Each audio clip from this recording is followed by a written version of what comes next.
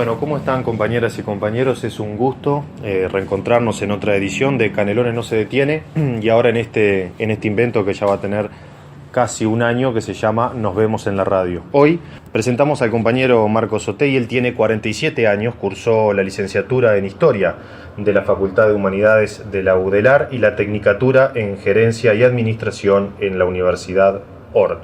También realizó 2 diplomas en el CLAE, la especialización en desarrollo local y el diploma en gerencia social. A su vez, cursó a distancia la especialización en dirección estratégica dictada por la Universidad Miguel de Cervantes de España. A nivel de gobierno, desde 2012 a 2015 se desempeñó como coordinador del área de políticas territoriales de la OPP y en las pasadas elecciones fue electo senador por la lista 711 y también encabezó la lista de diputados en Canelones que su lugar hoy lo ocupa la compañera Estela Biel. Comenzó a militar en 1985 en la Federación de Estudiantes de Secundaria, integró el primer Consejo Federal de la FES por el Liceo 31 y luego su secretariado ejecutivo. En 1986 ingresó al Movimiento de Liberación Nacional Tupamaros, integrando el secretariado del Frente Juvenil de dicha organización, desde 1988 hasta su retiro en 1991. Desarrolló la militancia a nivel social y barrial y en el plano gremial ocupó la presidencia del Sindicato de Trabajadores de ANDA, AFA-PIT-CNT. Desempeñó además cargos gerenciales en esta institución hasta el año 2009 y trabajó como consultor del PNUD en el fortalecimiento del SINAE, Sistema Nacional de Emergencias, dependiente de la Presidencia de la República. ¿Cómo estás? Un gusto, Mariano, recibirte acá. Bueno, Marcos, tendría 1000 preguntas para hacerte, pero en el marco de esta rendición de cuentas, ¿cuáles son para vos los desafíos? Varios. Hay desafíos que son de gobierno, que son más estratégicos, vinculados a las prioridades que nosotros definimos para este quinquenio, que acordamos como integrantes del Frente Amplio, que se expresaron en un programa de gobierno que se le ofrecieron a la ciudadanía y por la cual en definitiva la ciudadanía renovó la confianza en esta propuesta política, en el Frente Amplio. Nos dio el gobierno y mayorías parlamentarias. Por lo tanto, el primer desafío es cuánto vamos a avanzar a partir de esta rendición de cuentas en la concreción de esos objetivos ante los cuales nos comprometimos. Y ahí tenemos algunas áreas que definimos como prioritarias, que son estratégicas en esta etapa, y por lo tanto en buena medida el debate de la rendición de cuentas va a estar por cuánto nos acercamos a cumplir con los objetivos que nos propusimos. Las prioridades son por todos conocidas: educación, sistema de cuidados, infraestructura, descentralización, seguridad pública, probablemente como aquellos temas centrales sobre los cuales nos hemos propuesto objetivos, y la rendición de cuentas lo que termina dilucidando es la cantidad de recursos que implican cuánto estamos reforzando cada una de estas áreas que son las prioritarias para el gobierno nacional. Áreas prioritarias que están relacionadas con seguir avanzando en aquellas políticas de inclusión, en aquellas políticas que generan mayor justicia social. Por lo tanto, eso es una dimensión del debate. La rendición de cuentas se está discutiendo a nivel de gobierno, todavía los parlamentarios ni los sectores que integramos el Frente Amplio tenemos los elementos, fundamentalmente lo que se llama el espacio fiscal, es decir, de cuánta plata estamos hablando, porque en un momento, en definitiva, cuando se empieza a discutir la rendición de cuentas, y esto genera en la sociedad, ¿no?, expectativa, tensión de las organizaciones sociales, expectativa, reclamo, está en definitiva en el dinero y de qué espacio fiscal estamos hablando, como para ver cuánto vamos a poder avanzar en la concreción de los objetivos que nos hemos propuesto. Y después está el debate internamente dentro del Parlamento y las incertidumbres que se han ido generando en esta última etapa vinculado a la mayoría parlamentaria, a la cantidad de votos con la cual se va a contar o no para aprobar esta rendición de cuentas, fundamentalmente en la Cámara de Representantes, donde tenemos un escenario nuevo. Es la primera vez que nos vamos a enfrentar desde que somos gobierno a una rendición de cuentas donde el Frente Amplio por sí solo no tiene la mayoría en la Cámara de Representantes como para aprobar la misma. Y este es un escenario novedoso que hay que encararlo con mucha responsabilidad. Es un escenario escenario nuevo, la pérdida de la mayoría parlamentaria en la Cámara de Representantes, por lo cual esto va a implicar que el Frente Amplio va a tener que negociar con otros actores políticos no pertenecientes a su fuerza del Frente Amplio la aprobación de esta rendición de cuentas en la Cámara de Representantes. Por lo tanto, un escenario con novedades en ese sentido. Marcos, el otro día, ayer, veíamos una fuerte argumentación en la Cámara de tu parte contestando algunas adjetivaciones insólitas por parte de la oposición. Y quienes te conocemos también en el desarrollo y en la elaboración política e intelectual sobre el rol del Frente Amplio como partido político, te pregunto, ¿cuál es para vos la estrategia o el abordaje que debería tener el Frente Amplio en el relacionamiento de la oposición? Y te lo pregunto porque, como en toda coalición, hay quienes consideran la cuestión del acuerdo como políticas de Estado, como una cuestión amortiguadora, de llegar a los disensos, de no pisar demasiado los callos, de tener una cultura, que eso fortalece la cultura democrática, y hay quienes sostienen, pero en realidad la derecha en este país está desbocada, sedienta, y además no ha colaborado y no ha dado muestras de tratar de ser un aliado en el juego hasta el propio sistema de la institucionalidad. ¿Cómo te parás vos y cómo ves esta coyuntura? Bueno, cuando hablamos de la oposición no es algo homogéneo, eso es lo primero que hay que tener en cuenta. La oposición en el Uruguay es diversa, no es lo mismo el Partido Nacional que la Unidad Popular, que el Partido Independiente. No es lo mismo algunos sectores del Partido Colorado, porque está en un proceso de fragmentación muy importante, donde emergen nuevos liderazgos, espacios que intentan recuperar la dimensión más social de la tradición colorada, del vallismo, etcétera, etcétera. Por lo tanto, la oposición no es homogénea. Lo que sí es homogénea es la derecha, ¿no? Y es una derecha que en buena medida, en esta última etapa, en este tercer gobierno del Frente Amplio, ha inaugurado una estrategia del ejercicio de la oposición que es bastante similar a otros procesos que se han visto en estos últimos tiempos en América Latina, de mi punto de vista, que es una campaña de hostigamiento y de ataque permanente, ya no solo a un partido político y al gobierno que este partido político ejerce, sino a la propia institucionalidad democrática del país, y que ha desplegado como estrategia la radicalización de la dinámica política en los países. Radicalización que muchas veces está muy emparentada con la violencia política. Esto lo hemos visto en Paraguay, lo hemos visto en Brasil, lo estamos viendo en Venezuela y lo estamos viendo en varios países de América Latina. Yo creo que hay una parte de la oposición, fundamentalmente la que representa a la derecha en el Uruguay, que está desplegando una estrategia que tiene esos contenidos, que trata de radicalizar la actividad política, que trata de confrontar sistemáticamente al gobierno, que tiene una actitud de ataque permanente y de campaña electoral permanente. Desde muy temprano. Desde muy temprano, desde el inicio del gobierno, cuestionando al presidente, cuestionando a distintos ministros, cuestionando al vicepresidente de la República, pidiendo su renuncia. En algún momento algún actor de la oposición y del Partido Nacional pidiendo hasta inclusive elecciones anticipadas. Es algo que en ese sentido es una novedad para la dinámica política del Uruguay, donde tradicionalmente, después de concluidas las etapas electorales, empezaba una etapa que era más que nada de reacomodo, que el gobierno se paraba, desplegaba sus políticas. La famosa luna de miel. La famosa luna de miel, y donde la oposición sí mantenía su rol de contralor, pero no este nivel de beligerancia que uno está viendo en la dinámica parlamentaria y no solo parlamentaria.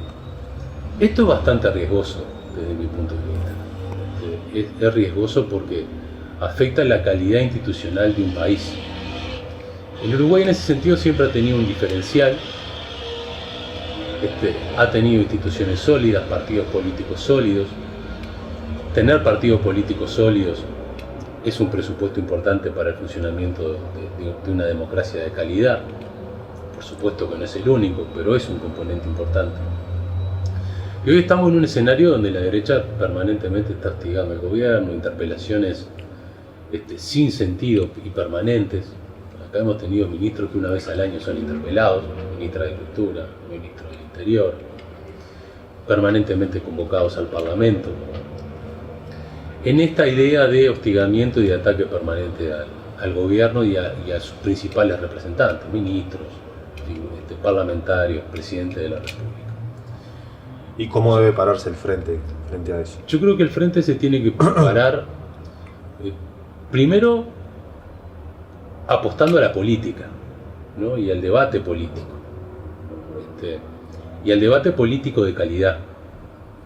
Y segundo, a alertar las consecuencias que este tipo de prácticas de la derecha puede llegar a tener como consecuencia en el país, ¿no? Nosotros vivimos un momento de funcionamiento de las sociedades donde los niveles de intolerancia son muy altos, la calidad de la buena convivencia, de la convivencia ciudadana se ha ido degradando, es una sociedad que vive al instante, que vive en lo inmediato, que pierde la dimensión de lo colectivo. Y ya no somos esa vieja sociedad hiperintegrada y homogénea. Hiperintegrada, donde lo comunitario y la participación en lo comunitario y la construcción que era un rasgo de identidad del Uruguay, ¿no? Tenían valores importantes. Es una sociedad que vive al instante, en lo inmediato, que todo es ya. Y eso genera un caldo de cultivo que si le suman este tipo de discursos, este tipo de prácticas políticas que tienden al ataque, a la violencia, a la descalificación, a la radicalización de los procesos políticos, puede tener consecuencias muy negativas. Esto claramente no mejora la convivencia en una sociedad, no alienta una convivencia de calidad, no alienta la posibilidad de entendimiento que siempre debe existir entre las sociedades, inclusive hasta entre los diferentes, en lo que tenemos miradas distintas sobre la misma. Sin duda que ataca la institucionalidad de un país, pero sobre todo genera consecuencias que pueden ser imprevisibles cuando nos enfrentemos a una coyuntura electoral, cuando nos enfrentemos efectivamente al proceso político electoral, que es cuando se dan los grandes debates y las grandes confrontaciones. En buen criollo nos estás tratando de decir que la campaña va a estar salada. La campaña, yo va a estar... espero equivocarme, pero auguro una campaña muy complicada, con niveles de intolerancia y de enfrentamiento que no deseo para el Uruguay, que no deseo para la sociedad uruguaya. Porque en realidad cuando un senador de la República, como hizo el otro día Heber, acusando y generando un conjunto de afirmaciones muy agraviantes, por ejemplo, para el vicepresidente de la República, que no es la primera vez que lo hace, representa al Partido Nacional, es el presidente del directorio del Partido Nacional, no es cualquier dirigente. En definitiva puede ser parte de un acting político, puede ser parte de una representación, entre pero comillas, está cargado de un significante también. Pero está cargado de pero sobre todo el gran tema es cómo eso afecta para abajo cuando llega el militante que está en un barrio o en un pueblo del interior. Está dando un mensaje hacia esa militancia, donde el camino que se instala es la intolerancia y la violencia, la hostilidad. Y eso puede generar consecuencias muy negativas. De hecho, está generando consecuencias muy negativas cuando uno ve cómo se discute en la sociedad sobre la política, en las redes sociales, por ejemplo. Con una virulencia y una adjetivación increíble. Con mucha virulencia, con mucha agresividad, claramente intolerante. Y eso después puede tener consecuencias aún mucho más negativas en una coyuntura electoral, donde antes uno se podía cruzar con un acto blanco, un acto colorado, saludar al vecino, saber de nuestras diferencias, discutirlas con dureza o con firmeza, pero con un respeto que era un valor agregado en el país. En este clima, en esto que se está construyendo del discurso de determinados representantes de la oposición, yo creo que están alentando una actitud, una forma de comportamiento intolerante, agresiva, muy virulenta, que nos puede colocar en un escenario electoral como hace mucho tiempo no veíamos en Uruguay, y eso no es para nada bueno ni para nada saludable. Por lo tanto, yo creo que la izquierda tiene que empezar a instalar este debate, porque esto está vinculado al tipo de sociedad que queremos construir. Hablamos, o por lo menos rondamos periféricamente el ahorismo de estas sociedades líquidas, de esta posmodernidad política. El triunfo o el ascenso, o por lo menos la presencia de profundos relatos antipolíticos, el ascenso de cierto empresariado que niega la política pero se sirve de ella para ocupar los más altos cargos de responsabilidad o aspirar a ellos, incluso de los máximos países centrales, en el marco también de una América Latina bastante más convulsionada que hace unos años atrás, y de una Europa donde naufragan los hijos olvidados de esa vieja Europa, un día sí, otro también, o hacen estallar simbólica y materialmente partes de esa Europa. Me gustaría proponerte una pausa y en el próximo bloque conversar de todo eso. Enseguida venimos. Yo te trataba de tirar un centro en el bloque anterior, ¿no? Vemos Argentina, Paraguay, las recientes elecciones en Francia, como una suerte de ola, bueno, lo de Argentina ni hablar, ¿no? Ese modelo de represión de la protesta social, privatizaciones, concentración de la riqueza, quita de subsidio, retorno a la impunidad, una suerte de neomenemismo radicalizado, de seocracia, vaya a saber qué cosa. Tenemos al amigo Donald Trump, electo democráticamente por el pueblo norteamericano, pero tenemos cierto triunfo de otra forma de hacer política. ¿Cuál es tu valoración o cómo ves vos estas últimas coyunturas? Yo sé que te tiré de muchas cosas, pero... Sí, universo y afines. Sí. Pero con preocupación. Yo lo que creo es que hay que entender que estamos en una fase del desarrollo del capitalismo, su dimensión más financiera, que probablemente tenga que ver con su dimensión más simbólica y más inmaterial. En definitiva, el capitalismo en sus orígenes estuvo vinculado a la generación de la riqueza en base al trabajo, sin duda a la excepción de la plusvalía, etc. Pero el capitalista era también alguien concreto. Era alguien concreto que ponía una fábrica, ponía un taller. Y hacía plata. Hacía plata. Uno lo podía ver, lo podía ver, ¿no? Y la riqueza tenía una base material asociada, en definitiva, a eso, ¿no? Al empresario o al trabajo, claramente al trabajo, ¿no? Fundamentalmente al trabajo. En realidad hoy tenemos una riqueza que en buena medida es simbólica, porque si uno se pone a pensar dónde están las centenas de billones de dólares que dicen que existen y que multinacionales o individuos son propietarios, no están en ningún lado.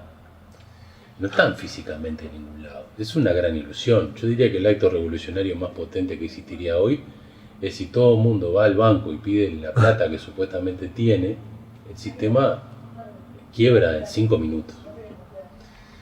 Pero a su vez esta dimensión del capitalismo financiero neoliberal también ha promovido sociedades fuertemente individualistas, donde lo societario, lo comunitario pierde relevancia, muy cortoplacistas, muy de todo ya, de querer todo ya, y donde ya no se han mercantilizado solo las relaciones económicas, se han mercantilizado las relaciones humanas. Bajo una lógica utilitarista, de costo-beneficio. De mercado, ¿no? Esto está generando un fuerte pensamiento antipolítico, porque ¿cuál es la solución a los problemas complejos de la sociedad? La política. La política es la definición de proyectos, de miradas estratégicas, de idea de país, de modelos de sociedad, el debate ideológico. Y de la gente discutiendo sobre su destino también. Discutiendo sobre su destino y siendo parte de la construcción. Entonces hoy hay un fuerte pensamiento y dinámica antipolítica, que es muy peligrosa y que genera estos nuevos fenómenos que estamos viendo en el mundo, ¿no? Que son esencialmente la antipolítica. Para la resolución de los problemas complejos de las sociedades no hay atajos, ¿no? Como decía Citarrosa, no hay revoluciones tempranas, ¿no? Crecen desde el pie. No hay soluciones mágicas, gerencialistas, autoritarias que resuelvan los problemas complejos de las sociedades. Calculando cada paso y lo que parece atraso Claro, suele transformarse, ¿no? Pronto en cosas que para el tonto claro, totalmente. son causa de su fracaso, de ese fracaso. Y en definitiva acá, en esta ansiedad de búsqueda de respuestas y de respuestas rápidas, de soluciones, Que implica un egoísmo pasivo también, ¿no? Voto y que me resuelvan. claro, que implican poco compromiso con las mismas, esa dinámica que estamos viendo actualmente en las sociedades, esta antipolítica que se empieza a consolidar en el mundo, esta suerte de atajos que se intentan ensayar, también tienen una base que es cierta, ¿no? La modernidad, entre comillas, o el discurso dominante, no han resuelto los grandes problemas de las sociedades. Tenemos sociedades cada vez más desiguales, más injustas, más violentas, más intolerantes. Y el tema, la respuesta a esos desafíos son complejos, ¿no? Lo que decíamos al principio, no hay atajos. El mundo vivió momentos similares, ¿no? Donde las crisis provocaron descontentos muy profundos con los sistemas y lamentablemente las sociedades, o algunas sociedades, algunos países recurrieron a los atajos. El fascismo, el nazismo fueron atajos, ¿no? Ilusiones que supuestamente tenían todas las respuestas frente al inconformismo de sociedades que veían que esas famosas promesas de que iba a llegar la prosperidad, iba a llegar la abundancia, no llegaba, ¿no? Creo que estamos claramente los fenómenos y la de humanidad extrema, se vio frente al espejo de su horror. claro, ¿no? Y se cometieron las barbaries más gigantescas a la luz de esas supuestas soluciones inmediatas y mágicas. Hoy la extrema derecha vuelve a cobrar fuerza. Las soluciones gerencialistas, que son de fuera de la política, empiezan Que a se cobrar plantan fuerza. de una solución desideologizada. Gerencial, ¿no? Como si los problemas de la convivencia y de la construcción humana y civilizatoria Fuera una empresa. fueran gerenciales, ¿no? Y no fueran de contenido, de qué sociedad queremos alumbrar. Sino cómo se construye una sociedad más tolerante, más humana, más solidaria, más fraterna. Los ideales que vienen desde la Ilustración para acá, cómo se concretan, cómo se plasman. Y esto es la política. Este es el debate más denso, más político, más ideológico. ¿Y qué alertas debemos prender? Como izquierdo uruguayo o como izquierdistas en general, como colectivo. Y de no tener la tentación de recurrir a esos atajos. De no Para comprar, empezar. para empezar, no comprar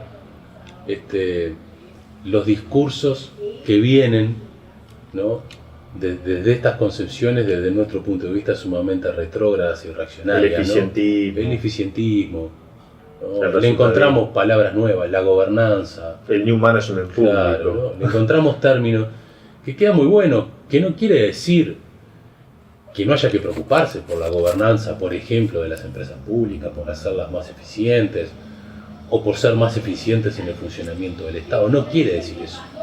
Lo que quiere decir que, en realidad, la resolución a los problemas no están ahí. La resolución a los problemas de fondo están en la orientación más estratégica. En qué modelo de desarrollo, qué país pensamos para el siglo XXI, qué país queremos construir hacia el siglo XXI, en términos de su matriz productiva, en términos de su en términos del funcionamiento de su Estado, en términos de la calidad de su democracia, en términos de los valores que queremos promover para la sociedad y cómo construimos ciudadanía. Los grandes debates son esos, ¿no? Y creo que la izquierda tiene que recuperar un rol muy activo en tener la capacidad de instalar estos debates en la sociedad y con la sociedad, con las organizaciones sociales, con el movimiento cooperativo, con los trabajadores, con los estudiantes, con la inteligencia, con la intelectualidad, con la academia, con la cultura, sobre todo, ¿no? Yo creo que buena parte de las respuestas a la hora de pensar qué modelo de convivencia soñamos para el Uruguay del futuro está con la belleza, en la búsqueda de la belleza. Está en la búsqueda de la belleza. De una estética más que de una verdad científica. Y creo que recuperar esos nexos con la cultura y el valor que la cultura tiene son desafíos que tiene la izquierda. Marcos, nuestra paradoja de un frente que decimos a veces estancado, a veces chato, que perdió determinado vínculo o incidencia o relacionamiento fluido con su base social, pero por otro lado un Frente Amplio que tiene un montón de departamentales que van de plenario y plenario. Recién terminamos el Congreso, vamos de cara a un plenario nacional a discutir la estrategia. Tenemos mal o bien organismos colectivos bastante grandes que funcionan y se reproducen territorialmente, una estructura de comité de base, es decir, invisiblemente tal vez el frente se mueve y discute. Vos fuiste de los primeros que planteaste la necesidad de discutir qué estrategia necesitamos, independientemente de lo que eran los valores compartidos y qué sé yo. Bueno, ¿por dónde pasa para vos las líneas estratégicas del Frente Amplio como coalición en este tiempo también tan particular, donde muchas veces todos nosotros hinchamos bastante de la piola, ¿no? de nuestra propia construcción, que es un frágil equilibrio desequilibrado, es algo tan delicado? ¿Por dónde pasa para vos la estrategia de cara al 2019, incluso más allá? Yo creo que nosotros tenemos que tener la capacidad de reinstalar un debate que nos conduzca a la construcción de una nueva síntesis política de lo que pretendemos para el Uruguay de los próximos 20 años. Tenemos que lograr entusiasmar nuevamente, entusiasmarnos colectivamente como proyecto de izquierda, detrás de ideas y detrás de un proyecto que no puede ser más de lo mismo y que tiene que colocar nuevos desafíos relevantes y movilizadores para la sociedad uruguaya. Yo creo que el proyecto de izquierda tiene el gran desafío.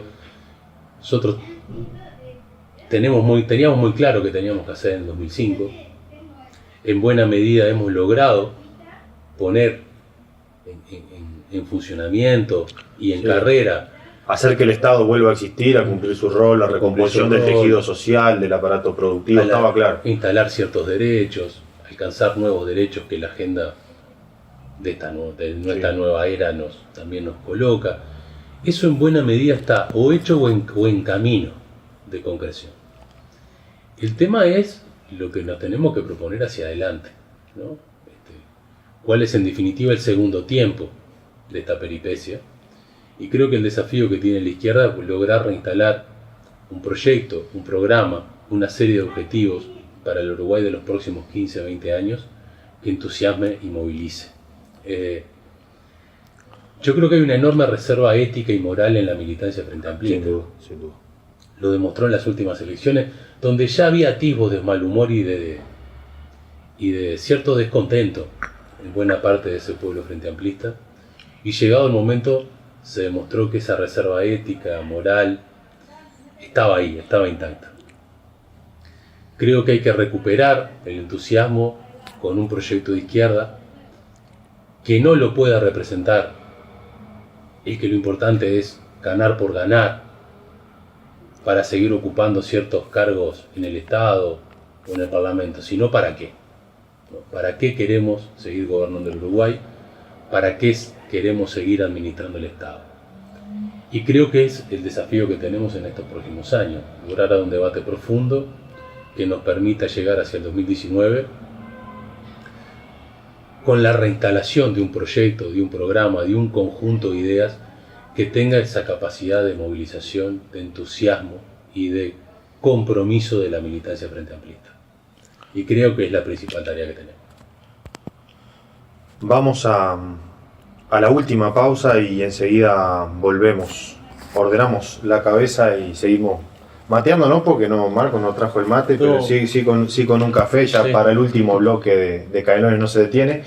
Por el 1560 de del dial Radio Canelones, por el 1600 Continental y por FM Atlántida. Enseguida regresa.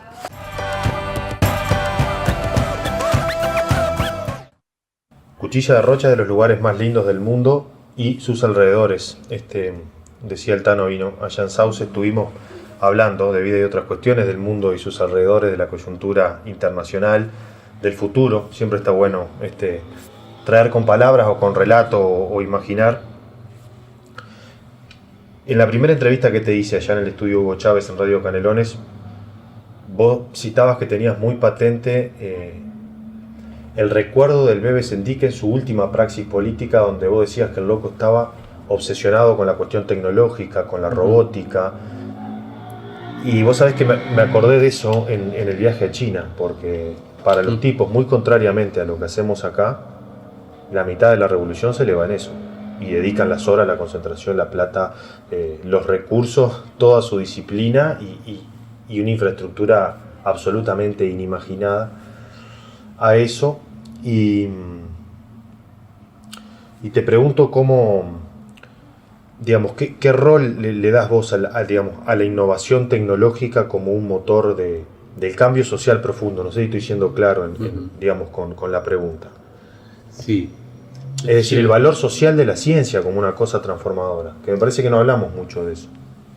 Sí, bueno, yo tenía un amigo que decía que en el Uruguay había que sustituir la nostalgia, la fiesta de la nostalgia por la fiesta de la futuralgia, ¿no? Que es tener nostalgia de futuro. Yo creo que hay que tener nostalgia de futuro, porque discutir del futuro es de alguna manera anticiparlo. Y creo que es un poco los debates que tenemos por delante, esa capacidad de salir de la inmediatez, de esta urgencia permanente, de correr atrás de las cosas, la mayoría innecesarias. Uno se encuentra a veces corriendo atrás de cosas que si uno pasa raya y dice, son necesarias, ¿no? Que nos devele tanto la vida cotidiana. Por lo tanto creo que lo tecnológico, el cambio,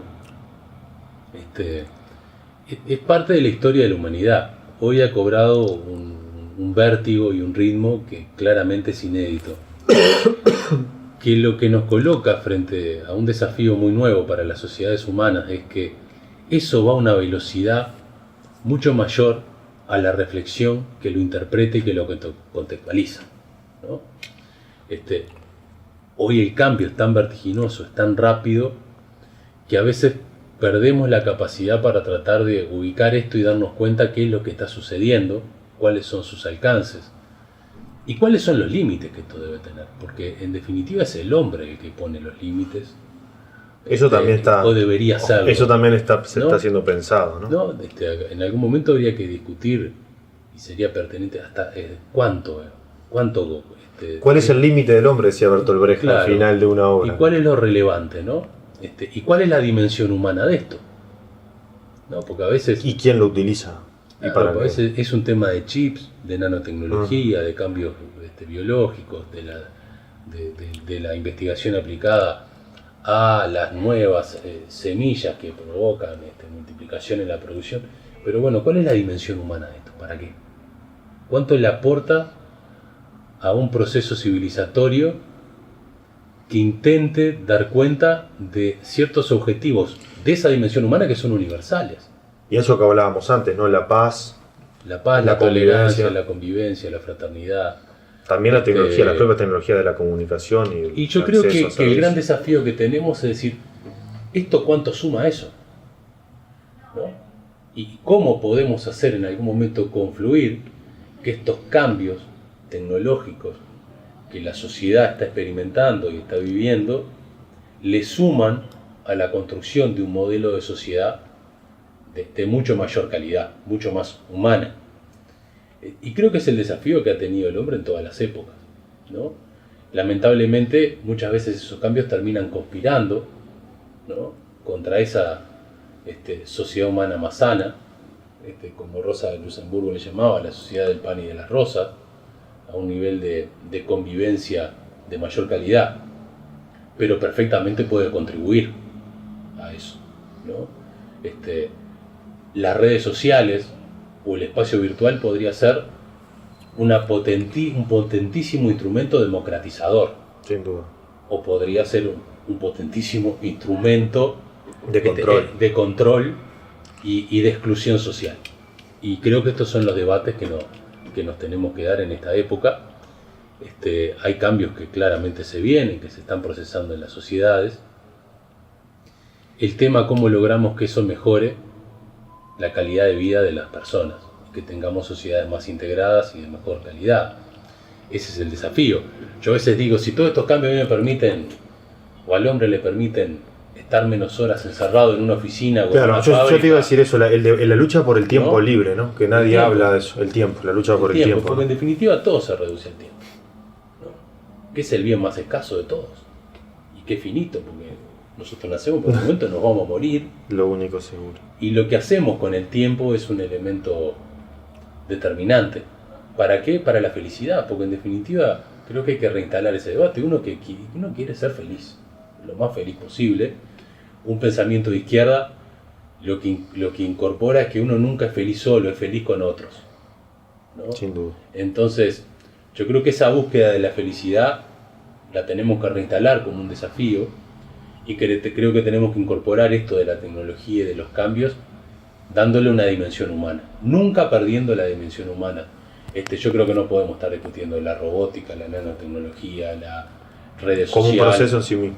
como un proceso en sí mismo, sino en términos de la dimensión humana, y creo que esos son los debates que son de estos tiempos. Marcos, te hago la del estribo. Hablábamos de tiempo y de esa búsqueda de ser feliz. El otro día en el Congreso, hablando informalmente, me decía, no todo el tiempo el lugar en el mundo de uno es el mismo. Eso cambia con el tiempo. Y hablando de las ideas y de la búsqueda de la belleza, te hago la del estribo. ¿Qué leía y qué películas miraba Marcos Otegi en la adolescencia o cuando era muy joven? ¿Qué permaneció? ¿Qué lecturas o qué autores o qué personas de esas que a uno lo acompañan, ¿no? Permanecieron y cuáles no? ¿Cuáles uno ya considera como ingenuos o que uno dejó de leer o que ya la vida me explico lo que digo? Está claro. O qué andas leyendo ahora que por ahí, como tenías 20, no. Y ya cerramos.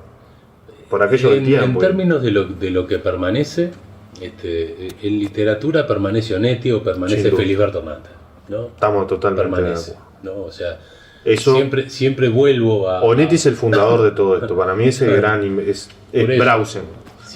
Siempre vuelvo a esa literatura porque me parece universal, ¿no? Entonces, probablemente otras cosas que en ese momento eran muy leídas, o sea, no volví a leer Las venas abiertas de América Latina, por ejemplo. Y respeto mucho a Galeano, pero sin embargo El Pozo lo he releído muchas veces.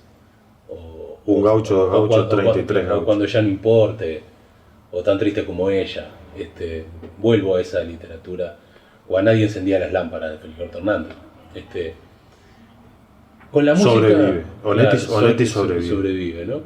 Ahora trato de leer de todo. Me he colgado con algunos escritores nuevos que me recomiendan y que busco. El año pasado me partió en la cabeza un libro de Almudena Grandes, una española, que se llama El corazón helado. Un libro de casi 1000 páginas, pero que te lo devorás en 48 horas. ¿De qué trata?